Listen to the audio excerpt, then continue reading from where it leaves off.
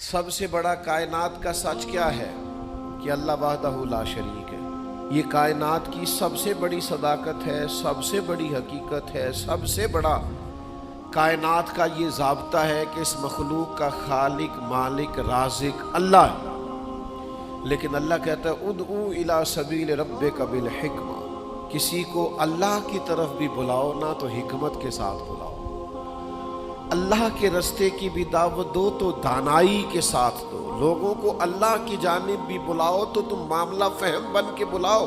اگر ہم دانائی چھوڑ دیں گے تو بعض اوقات بات ٹھیک بھی ہوگی تو وہ نتیجہ خیز ثابت نہیں ہوگی۔ وہ کسی نے کہا تھا بات اگرچہ بے سلیقہ ہو کلیم، پر بات کرنے کو سلیقہ چاہیے۔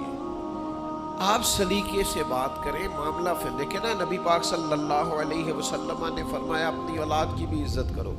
حضور کے مناسب میں سے ہے دانائی سکھانا، اپنی اولاد کو بھی اکرام سے پکارو، آپ ان کا نام بھی اچھے لہجے سے پکاریں، ان کے لیے بھی آپ کے لب و لہجے میں مٹھاس ہونی چاہیے۔ لیکن ہمارے ہاں یہ ہوتا ہے کہ بہت ساری جلد بازی، بہت ساری طبیعت کا الجھاؤ، بے چینی، بے قراری، ہر چیز کو سختی سے ٹھیک کرنے کی کوشش کرنا۔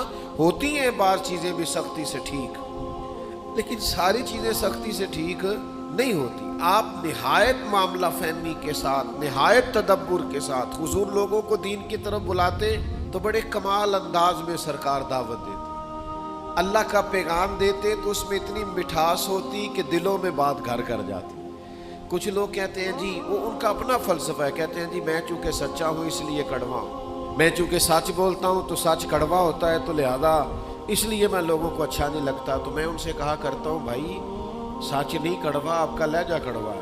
کائنات میں سب سے زیادہ سچ مدینے والے محبوب نے بولا ہے، اور اتنا میٹھا کر کے بولا ہے، اتنا پیارا کر کے بولا ہے کہ حضور سچ بولتے جاتے تھے اور سچ دلوں میں اترتا چلا جاتا تھا۔